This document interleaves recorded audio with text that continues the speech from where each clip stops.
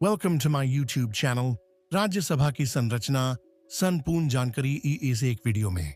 राज्यसभा की संरचना, स्थानों का आवंटन, अर्हताएं, राज्यसभा का संघीय स्वरूप, राज्यसभा के गैर संघीय तत्व, निर्वाचन, नाम निर्देशन की प्रक्रिया। राज्यसभा की संरचना। संविधान के अनुच्छेद 80 में राज्यसभा के सदस्यों की अधिकतम संख्या 250 निर्धारित की गई है, जिनमें से 12 सदस्य राष्ट्रपति द्वारा नाम निर्देशित किए जाते हैं और 238 सदस्य राज्यों के और संघ राज्य क्षेत्रों के प्रतिनिधि होते हैं।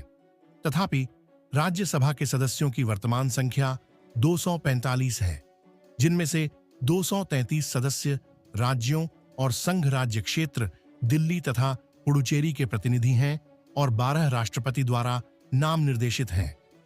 राष्ट्रपति द्वारा नाम निर्देशित किए जाने वाले सदस्य ऐसे व्यक्ति होंगे जिन्हें साहित्य, विज्ञान, कला और समाज सेवा जैसे विषयों के संबंध में विशेष ज्ञान या व्यावहारिक अनुभव है। राज्यसभा संसद की ऊपरी प्रतिनिधि सभा है। लोकसभा निचली प्रतिनिधि सभा है। राज्यसभा में 245 सदस्य होते हैं, जिनमें 12 सदस्य भारत के राष्ट्रपति के द्वारा नामांकित होते हैं। इन्हें नामित सदस्य कहा जाता है। अन्य सदस्यों का चुनाव होता है। राज्यसभा में सदस्य 6 साल के लिए चुने जाते हैं, जिनमें 1/3 सदस्य हर 2 साल में सेवानिवृत्त होते हैं। स्थानों का आवंटन। संविधान की 4th अनुसूची में राज्यसभा में राज्यों और संघ राज्य क्षेत्रों को स्थानों के आवंटन का उपबंध है।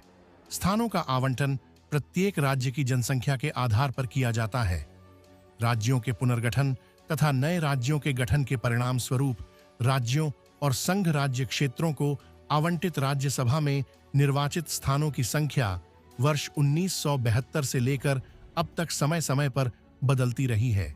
संविधान के अनुच्छेद 84 में संसद की सदस्यता के लिए अर्हताएं निर्धारित की गई हैं।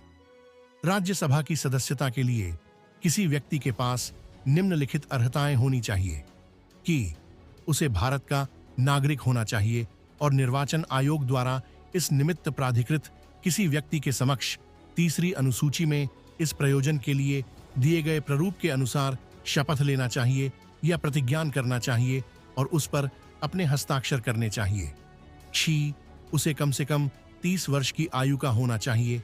जी उसके पास ऐसी अन्य अर्हताएं होनी चाहिए जो संसद द्वारा बनाई गई किसी विधि द्वारा या उसके अधीन इस निमित्त विहित की जाए।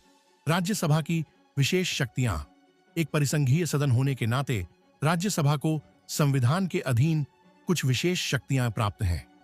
राज्यसभा के पास 3 विशेष शक्तियां होती हैं।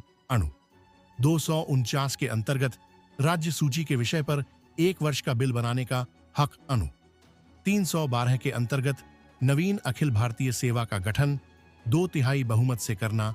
अणु 67 ब उपराष्ट्रपति को हटाने वाला प्रस्ताव राज्यसभा में ही लाया जा सकेगा। विधान से संबंधित सभी विषयों क्षेत्रों को 3 सूचियों में विभाजित किया गया है। संघ सूची, राज्य सूची और समवर्ती सूची। संघ और राज्य सूचियां परस्पर अपवर्जित हैं। कोई भी दूसरे के क्षेत्र में रखे गए विषय पर कानून नहीं बना सकता। तथापि यदि राज्यसभा उपस्थित और मत देने वाले सदस्यों में से कम 2/3 सदस्यों के बहुमत द्वारा यह कहते हुए एक संकल्प पारित करती है कि यह राष्ट्रीय हित में आवश्यक या समीचीन है कि संसद राज्य सूची में प्रमाणित किसी विषय पर विधि बनाए, तो संसद भारत के संपूर्ण राज्य क्षेत्र या उसके किसी भाग के लिए उस संकल्प में विनिर्दिष्ट विषय पर विधि बनाने हेतु अधिकार संपन्न हो जाती है। ऐसा संकल्प अधिकतम 1 वर्ष की अवधि के लिए प्रवृत्त रहेगा, परंतु यह अवधि इसी प्रकार के संकल्प को पारित करके 1 वर्ष के लिए पुनः बढ़ाई जा सकती है।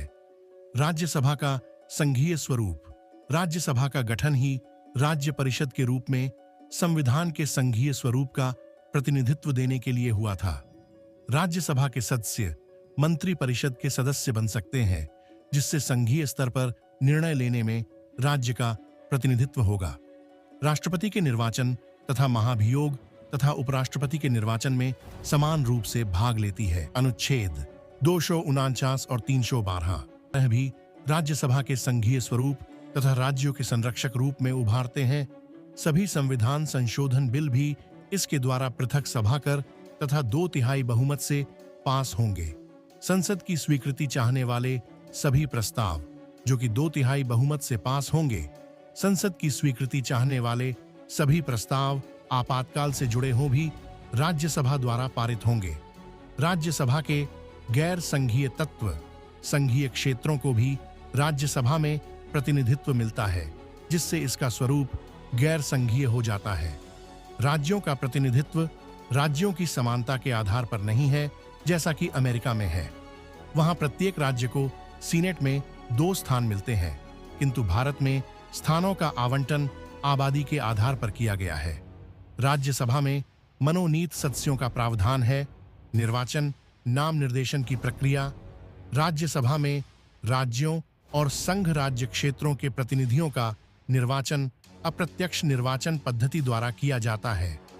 प्रत्येक राज्य तथा 3 संघ राज्य क्षेत्रों के प्रतिनिधियों का निर्वाचन उस राज्य की विधानसभा के निर्वाचित सदस्यों तथा उस संघ राज्य क्षेत्र के निर्वाचक मंडल के सदस्यों, जैसा भी मामला हो, द्वारा एकल संक्रमणीय मत द्वारा आनुपातिक प्रतिनिधित्व प्रणाली के अनुसार किया जाता है।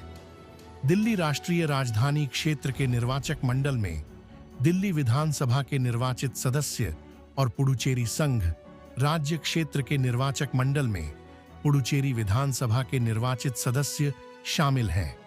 अगर वीडियो अच्छी लगी हो तो वीडियो को लाइक और चैनल को सब्सक्राइब करें। Thanks for watching.